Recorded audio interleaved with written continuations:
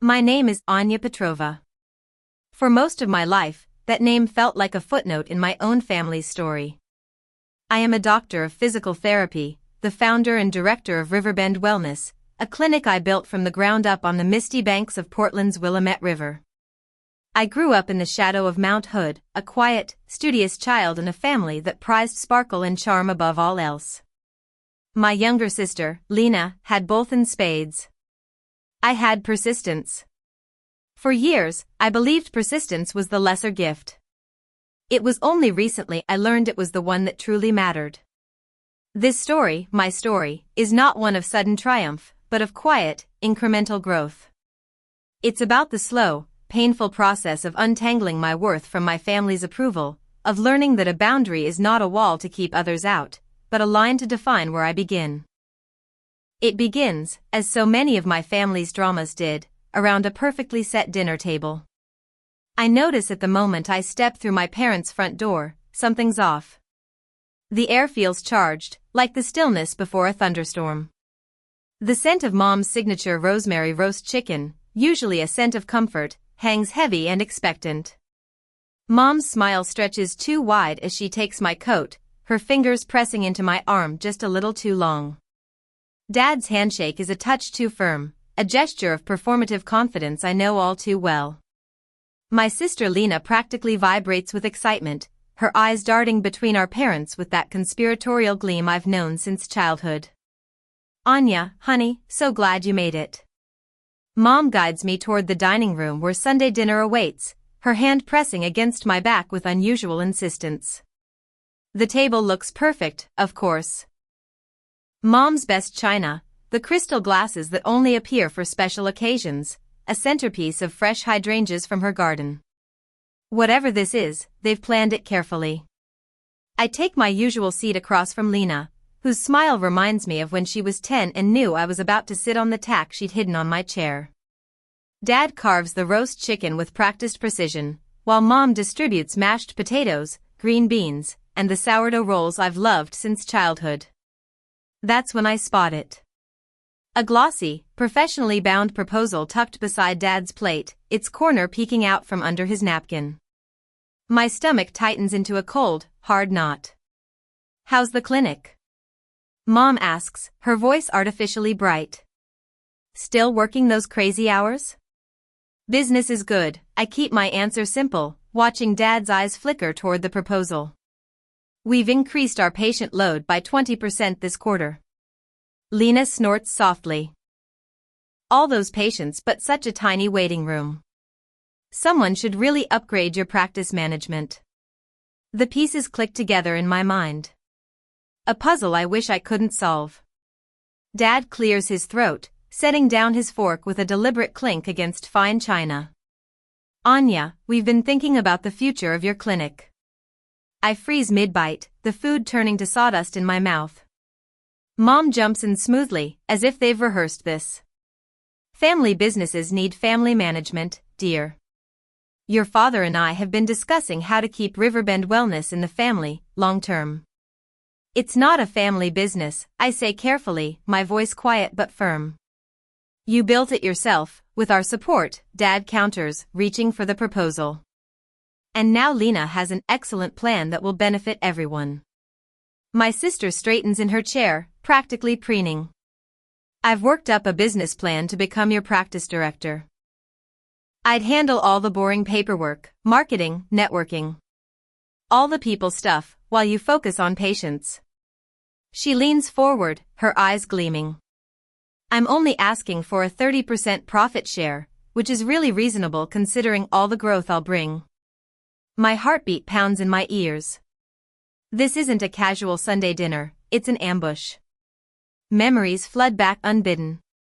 The early morning shifts at the university coffee shop during physical therapy school, sending money home to help Lena through her freshman year after she overspent her allowance again, while I ate instant noodles in a one-room apartment with furniture rescued from curbsides. The midnight study sessions after 14-hour clinical rotations. The $192,000 in student loans that still drain my checking account each month. I already have a clinic manager, I say, surprised by the steadiness in my voice. Diana has been with me for 5 years, she's the bedrock of my practice. Mom waves her hand dismissively. Oh, but Lena is the real people person. Remember how she charmed Dr. Maxwell at your clinic opening? He barely noticed you were there. I remember. Just like I remember Dad dismissing my academic honors at graduation. Book smarts don't build practices, Anya, while photographing Lena in my cap and gown. I remember Lena's temporary help at the front desk last summer that resulted in unauthorized free massages for her entire friend group. The weeks I spent personally calling and apologizing to patients after her scheduling mix-ups left some waiting for hours and others turned away entirely. May I see what you've prepared? I ask, nodding toward the proposal. Dad slides it across the table with a satisfied smile. It's already been reviewed by my attorney. Just needs your signature. I can start tomorrow. Lena claps her hands together. I already have ideas for redecorating your office. It needs a softer touch. I take a deliberate sip of water, then set the glass down precisely on its coaster. The small, controlled movement helps to anchor me. With slow, measured movements, I reach for my own briefcase, resting beside my chair. Before we discuss this further, I say, there's something you should see. In the weighted silence that follows, I unlock my briefcase with a click that echoes like a gunshot. My father's confident smile falters as I withdraw a leather portfolio, the expensive one I splurged on after landing the contract with the Portland Athletic Institute, a silent reminder of successes achieved without their help. What's this? Dad's voice holds the faint tremor of a man unaccustomed to surprises. Mom glances nervously between her husband and Lena, her fingers fidgeting with her napkin. Lena's smile, so triumphant moments ago, begins to wilt around the edges as I carefully arrange my documents on the table, aligning them with the precision I bring to patient treatment plans. 3 weeks ago, I signed a management services agreement with the Cascadia Health Collective. I tap the top page, where their elegant, pine tree-shaped logo sprawls across the letterhead. They're managing all administrative aspects of Riverbend Wellness going forward. Dad reaches for the papers, his brow furrowed. You can't make decisions like this without consulting family. Actually, I can. I slide another document toward him. I've highlighted section 4.3 for your convenience. No family members of the principal may be employed in management positions without unanimous board approval. The board consists of myself and 2 partners from Cascadia Health. Lena's face flushes a deep, splotchy crimson. You did this on purpose. I made a business decision. I maintain eye contact with my sister, refusing to look away first, one based on previous experience. From my portfolio, I extract a folder containing patient complaint forms, all meticulously organized by date. These are from last summer when you worked at the clinic. I don't need to open it, the thickness speaks volumes. 15 scheduling errors resulting in double-booked treatment rooms. 23 unauthorized discounts, including a full spa day package for your best friend. 31 billing code errors that nearly triggered an insurance audit. Mom reaches across the table, her fingers stopping just short of touching mine. Anya, honey, everyone makes mistakes when they're learning. These weren't learning mistakes. I stand slowly, finding unexpected power in towering over my seated family. These were careless mistakes made by someone who thought the rules didn't apply to her. I withdraw another document, this one created by my accountant. This itemizes the $38,000 in free treatments provided to this family over the past 4 years. Dad's rotator cuff rehabilitation. Mom's plantar fasciitis. Lena's bi-weekly sports massages before her yoga retreats. The stunned silence feels like vindication. Their expressions shift from entitled certainty to uncomfortable shock. While I was covering your healthcare needs, I was eating instant noodles to make my student loan payments. I worked extra shifts at the campus library to help fund Lena's freshman year when you said you couldn't afford both our tuitions simultaneously. I lock eyes with my father. I slept on treatment tables in my first clinic space when I couldn't afford both rent and malpractice insurance. My phone buzzes with a text. I glance down to see my clinic manager's message. Did you tell them yet? The timing couldn't be better, a reminder that I'm not alone anymore.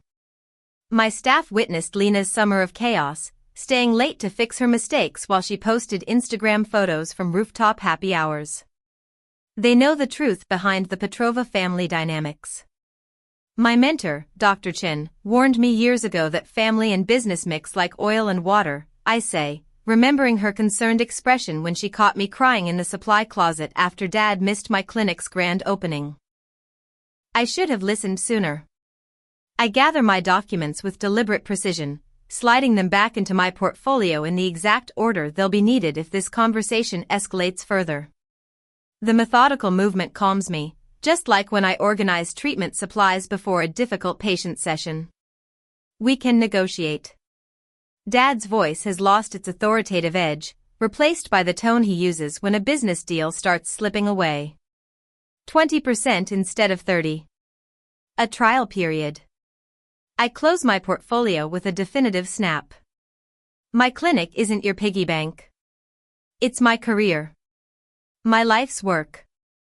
Mom's hand flies to her throat, a dramatic gesture she's perfected over years of family conflicts. I never thought you'd put business before family, she whispers.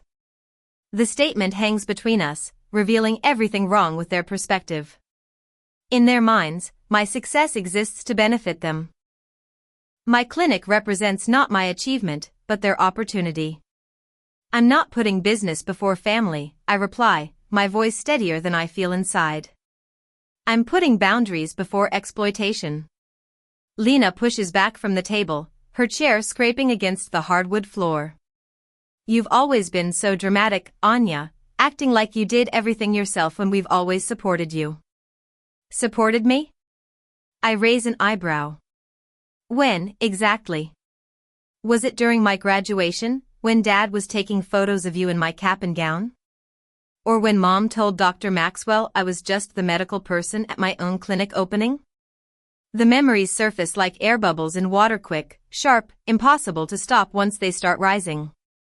Remember my 13th birthday, when I got a card while Lena received a custom-built dollhouse? Or my high school valedictorian ceremony, where no one attended because Lena had a cold? I zip my briefcase closed. Your support has always been conspicuously absent when it mattered. Dad stands now too, his height no longer intimidating as it was throughout my childhood. You've changed, Anya. Success has made you cold. No, I meet his gaze without flinching. Success has made me visible. And you don't know what to do with a daughter you can't ignore. I lift my briefcase from the chair, surprised by how light it feels compared to the weight I've carried for years. For the first time since entering their house, I take a deep breath that doesn't hurt my chest. I'll see myself out. I turn toward the door, then pause, my hand on the polished brass knob. Oh, and starting next month, family treatments will be billed at standard rates. Our charity program is reserved for patients who can't afford care, not those who simply prefer not to pay. Behind me, I hear my mother's shocked intake of breath, my father's muttered curse, and Lena's theatrical sob. But for once, their reactions don't pull me back into the familiar dance of appeasement. I step out into the cool, damp Portland evening, where the air smells of rain and renewal. My phone buzzes with another message from Diana. We're all here for you. And for the first time in my life, I truly believe it. That night, alone in my quiet apartment overlooking the glittering arc of the Fremont Bridge, the past doesn't just flood back, it settles in for a long, reflective visit. My 13th birthday falls on a Tuesday in April, unremarkable except for the calculus test I aced and the single card propped against my cereal bowl that morning. 2 weeks later, Lena turns 11 and receives a sprawling, custom-built dollhouse, an exact replica of our own home, complete with tiny, functioning lights. I watch from our front porch as she and her friends fill it with miniature furniture, our parents clapping with delight.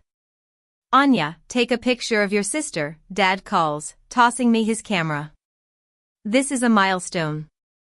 I angle the viewfinder to capture Lena's beaming face, her blonde hair catching the sunlight as Dad helps her place a tiny grand piano in the living room. Mom fusses over the miniature curtains. Remember when I learned to play piano? I ask later, helping Mom with the dishes while birthday cake crumbs still dot the kitchen table. She pauses, sponge suspended. You were a practical child, Anya. You always preferred books to frivolous things. But I hadn't. I had begged for piano lessons for 2 years, only to be told they were an unnecessary expense.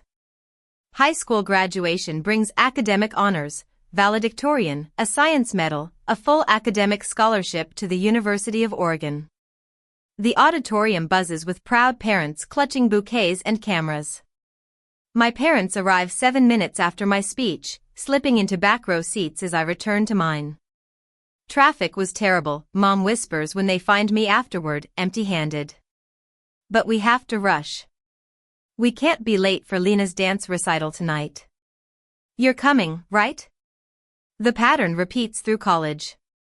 My Dean's List certificates arrive by mail at our family home while I work double shifts at the campus coffee shop.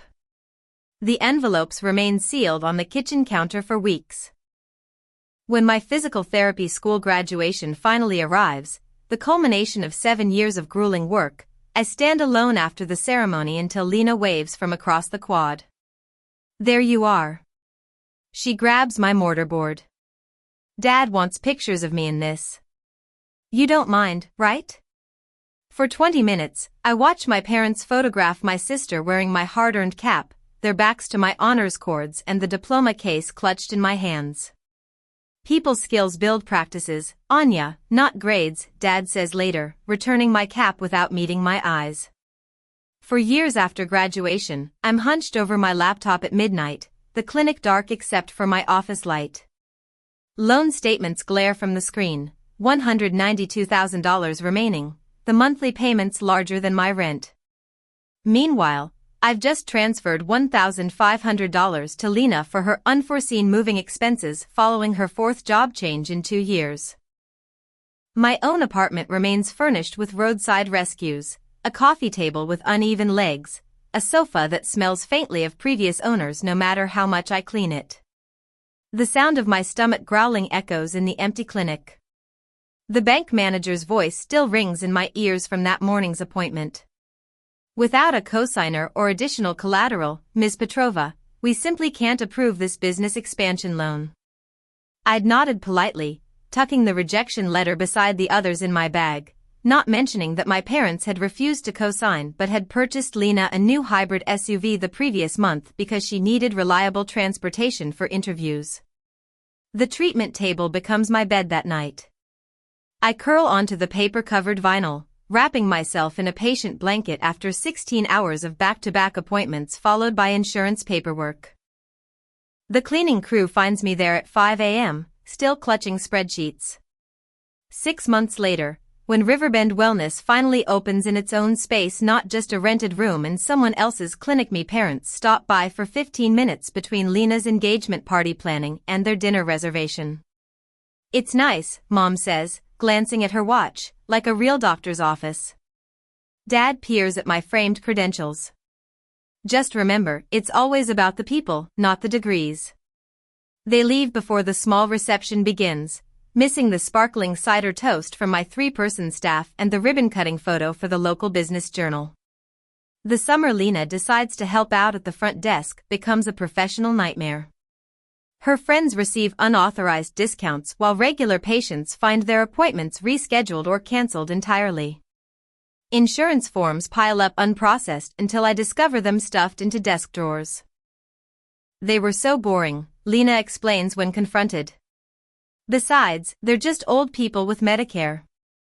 They don't have anywhere important to be. After she leaves, I spend weeks making personal calls to every affected patient, rebuilding trust one apology at a time. The turning point, the moment I began to build my own foundation, comes unexpectedly during a meeting with Pacific Health's regional provider representative. The stern-faced woman across my desk has rejected our previous 3 claims submissions.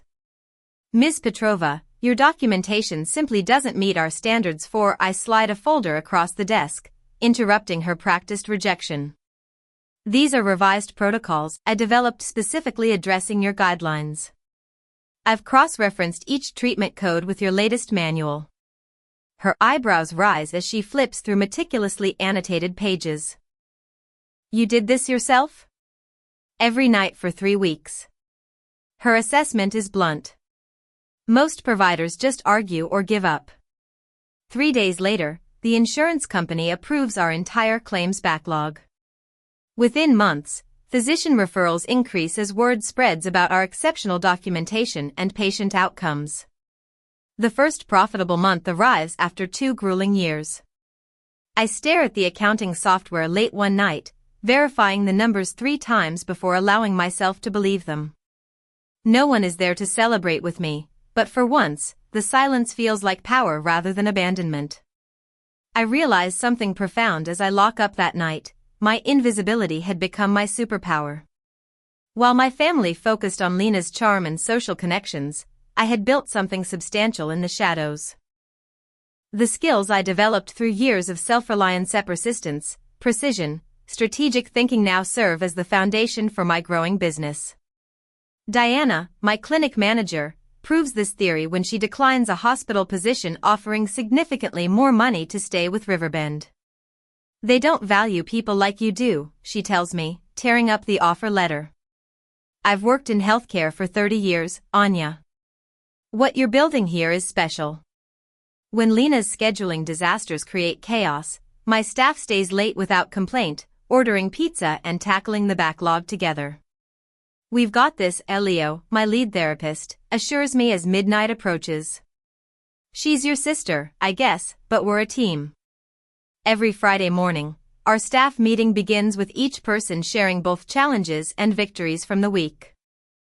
Every voice matters. The cleaning staff included a stark contrast to family gatherings, where my input was routinely dismissed or interrupted. The call from the Portland Athletic Institute's medical director comes on an ordinary Tuesday afternoon. We've been watching your outcomes data for months, she says without preamble. Our orthopedic department wants to discuss a specialized treatment partnership. That evening, we gather in the clinic after hours, not for emergency rescheduling, but for celebration. 9 people now, instead of the original 3, toasting with plastic cups and grocery store cake. To Anya, Diana calls out, who saw possibilities while everyone else saw limitations. In the quiet after everyone leaves, I gently lift my first business license from its frame, tracing the embossed seal with my fingertips. Tomorrow, I'll rehang it in the expanded reception area. A reminder that being overlooked sometimes allows you to build foundations no one expects to stand. 6 weeks after the confrontation, my corner office offers a panoramic view of Portland's skyline, though I've positioned my desk to face the treatment floor instead. Through the glass wall, I watch Leo guide Mr. Henderson through his post-stroke exercises.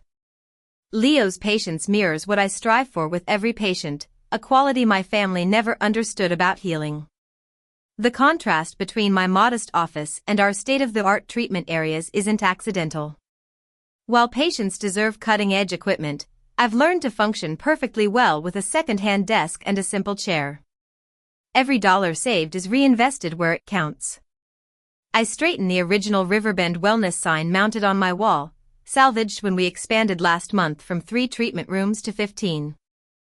From me alone to a team of 15 therapists who share my vision of patient-first care. My phone vibrates for the 3rd time today. Mom again. I silence it without looking at the message. It will be like yesterday's and the day before, just checking in, honey, with a thinly veiled question about clinic operations or a subtle mention of Lena's latest unemployment crisis. The calls increased after I refused their dinner invitations for 6 consecutive weeks. Mom cycles between guilt, we never see you anymore, and false business interest, have you considered offering discounts to senior communities? Dad attempted to contact my accountant directly last week, thankfully, I'd warned her in advance. Their most desperate move came yesterday, when Lena appeared unannounced during our busiest afternoon, waving a folder of incredible marketing ideas that miraculously required her full-time employment to implement. Simon, my front desk manager, followed protocol exactly, offered her a seat in the waiting room and called me immediately. I didn't interrupt my patient's session. The afternoon sun warms my face as I open my laptop, reading the email I've drafted, deleted, and rewritten 14 times. It's measured, precise, and absolutely necessary. To my family, as I have already stated, after careful consideration, I am establishing professional boundaries regarding Riverbend Wellness. The clinic remains closed to family employment or management input. All treatment services will be billed at standard rates. Business discussions are limited to my management team.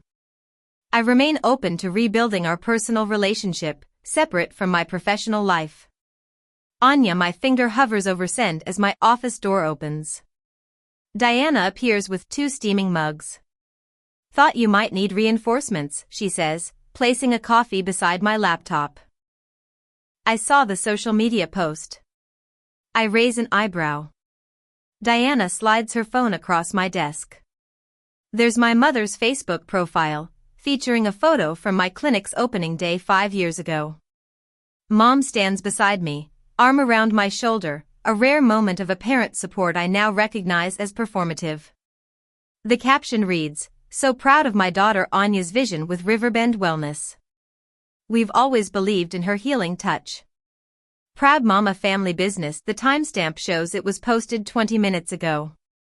The hashtag is interesting, Diana says carefully.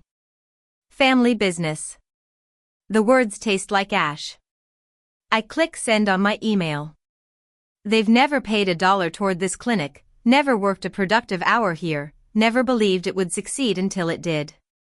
The community's noticing the disconnect, Diana says gently. Dr. Hayes mentioned it last week when he referred that complex shoulder case. I look up, surprised. Said he always sends patients here because you built something genuine, not handed down or gifted. Diana taps my original business license frame. Said he appreciates how you acknowledge your team instead of bragging about your background. The staff meeting last Friday returns to mind, where I credited our growth to the team's dedication rather than my own vision. I'd noticed Lena's friend Jessica in the waiting room during the meeting, phone suspiciously angled toward our gathering. Which reminds me, I say, pulling up another email. The scholarship fund is approved. Starting next semester, we'll support 2 physical therapy students with demonstrated financial need from the Portland area. Diana smiles. Your mother called that wasteful charity when she overheard us discussing it. Exactly why it matters. I stand, stretching tired muscles. Any news from the accountant about their latest inquiry? Your father tried charm, then intimidation. Eventually left when Brenda mentioned potential harassment charges. Diana's expression softens. There's something else. She pulls a handwritten note from her pocket. Your mother stopped by during lunch. When I explained you were at the Children's Hospital Clinic, she left this. The envelope bears my name in Mom's perfect cursive. Inside, tear-stained paper contains desperate pleas about family misunderstandings and missing my daughter. The final line requests a family meeting to heal old wounds, at their house. Naturally, on their terms. My phone chimes with a text from Lena. Miss you, big sis. Can we talk? Just us? Diana watches me process these latest maneuvers. Your father's letter arrived in yesterday's mail, too. Very formal. Suggesting family mediation with his attorney present. I laugh without humor. A multi-pronged attack. Their friends are asking questions. Community members are noticing discrepancies between their claims and reality. Through the window, I watch 2 therapists I hired from disadvantaged backgrounds, guiding patients with the skill and compassion I'd fostered in our clinic culture. The afternoon sun illuminates our expanded treatment floor, built from my vision, my labor, my persistence, despite years of family dismissal. What will you tell them? Diana asks. I place the note in my desk drawer, joining other manipulative family communications I've documented meticulously. When they're ready for a relationship that doesn't involve exploiting my success, I say, my voice clear and steady, I'll listen. Until then, my priority is protecting what I've built. In the waiting room beyond my office, I notice a familiar face, one of Lena's friends who received unauthorized discounts last year. Today, she waits patiently, insurance card in hand, respect in her expression where entitlement once lived. The facade is crumbling. 2 weeks later, the morning air carries the scent of fresh coffee and possibility as I arrive at Cornerstone Cafe 20 minutes early. My chosen battlefield, neutral territory, with just enough ambient noise for privacy without isolation. I select a corner table with clear sight lines to both entrances and settle into the chair facing the door, an old habit from years of watching for their approval. I arrange my leather portfolio precisely in front of me, its weight reassuring. Inside rests every text, email, and financial record documenting our entangled history, evidence collected not with malice, but with the same methodical care I apply to patient treatment plans. Can I get you something while you wait? The barista approaches with a genuine smile, notepad ready. Just black coffee, thank you.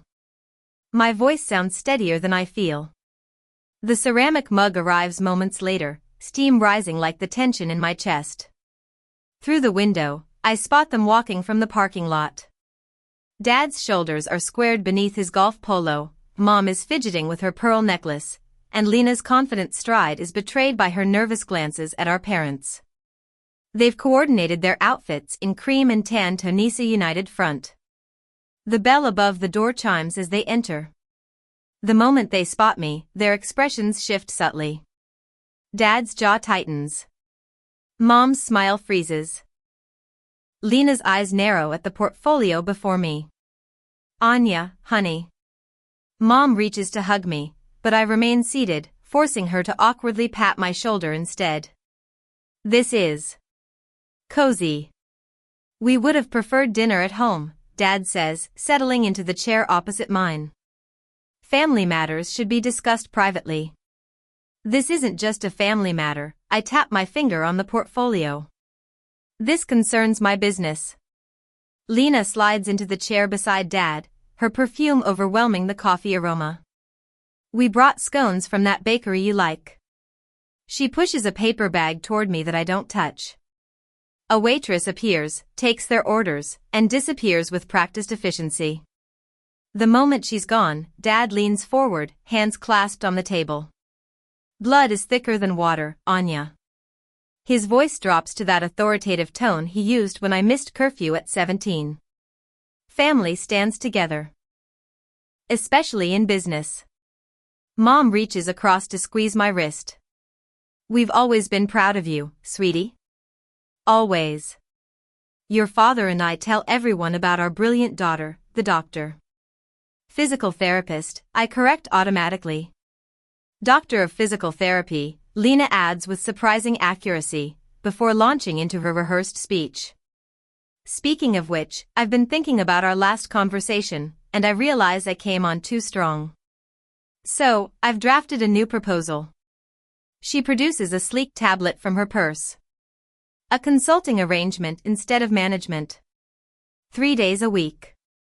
Better social media presence, corporate client outreach. I take a deliberate sip of coffee, letting the bitter warmth fortify me. Before we discuss any proposals, there's something you should know. The Garrisons asked me an interesting question at their anniversary party last weekend. The mention of our old family friends causes all three to stiffen. They congratulated me on my family partnership and asked when you'd all joined my practice.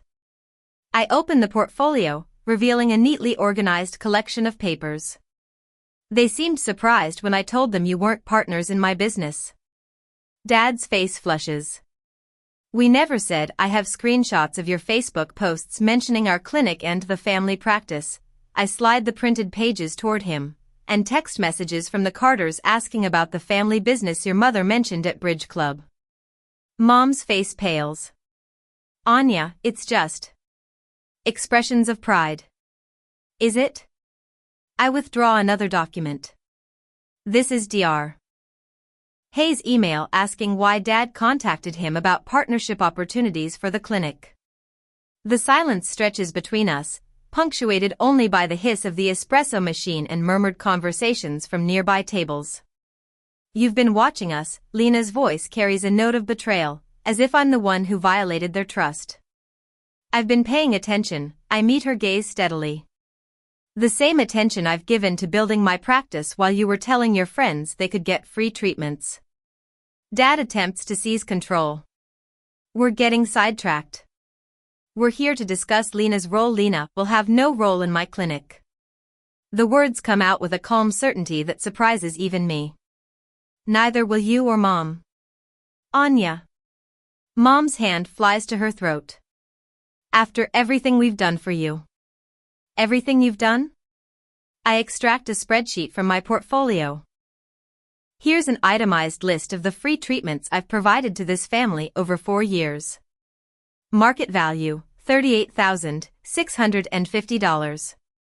Here are the loans I gave Lena during my first 2 years of practice, when I could barely make rent. $18,200 still unpaid. Lena's face contorts. You said those were gifts. I said we'd figure it out later. It's later. Dad's businessman mask slips for the first time. You can't possibly expect repayment after all you've what?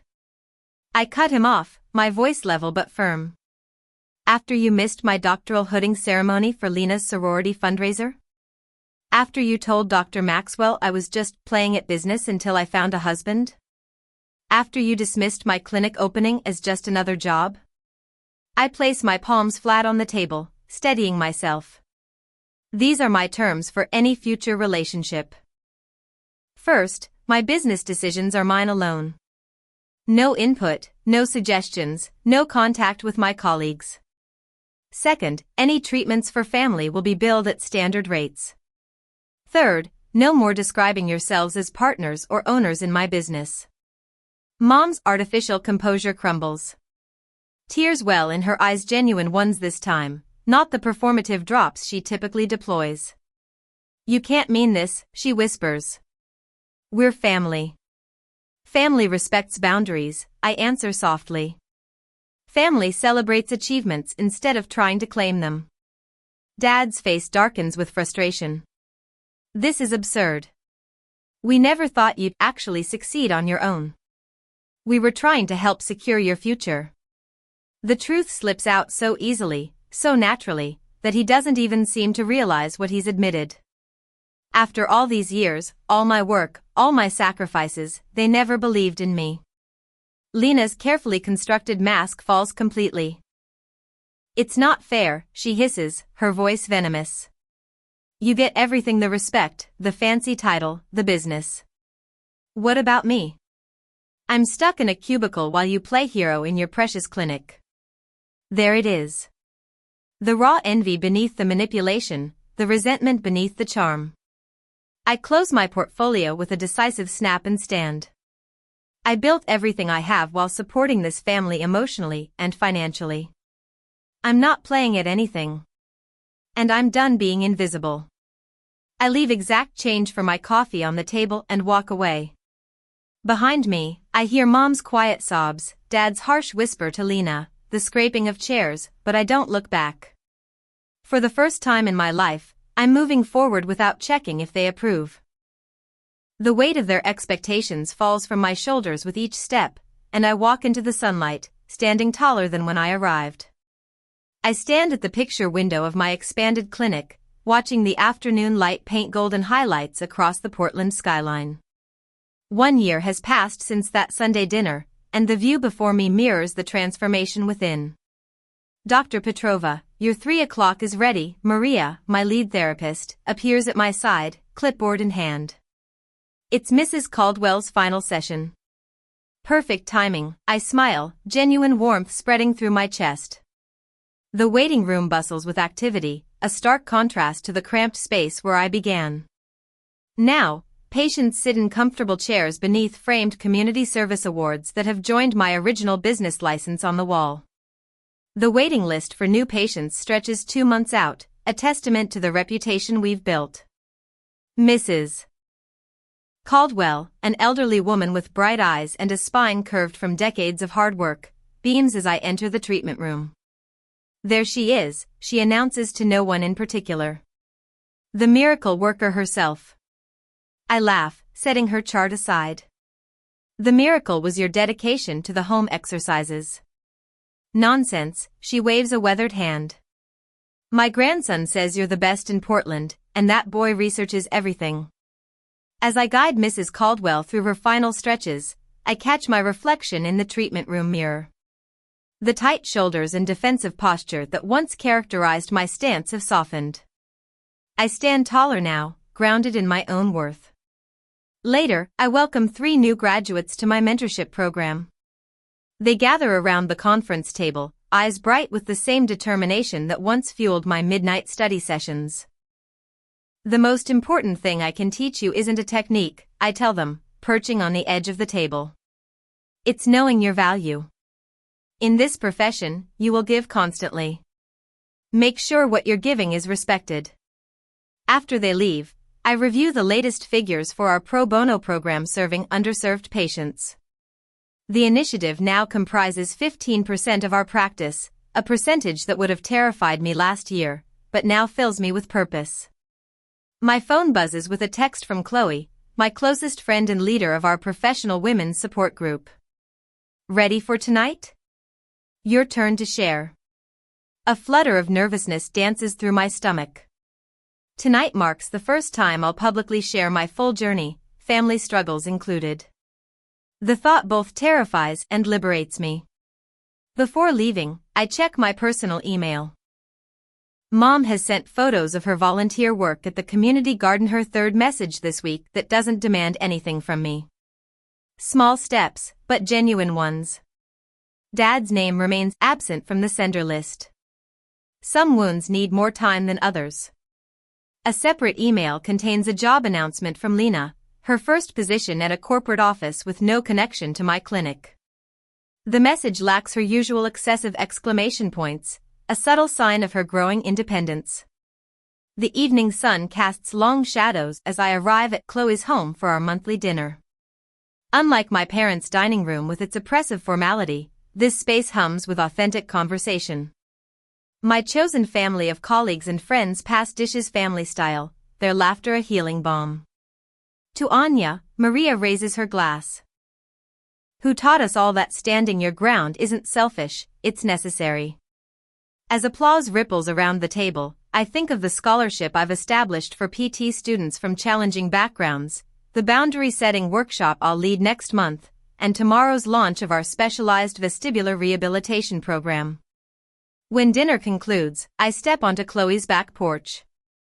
The silhouette of Mount Hood rises majestically against the horizon, steadfast and immovable, much like the boundaries I've learned to maintain. You look peaceful, Chloe says, joining me. I am. I breathe deeply, the cool night air filling my lungs. I finally understand that I can heal my patients without sacrificing myself in the process. Tomorrow, I'll treat an elderly man with the same care I once lavished on family members who took without gratitude. The difference is, he'll look me in the eye and say thank you. And I'll know I've been seen. I'm Anya Petrova, I whisper to the mountains, and I heal people who value the healing.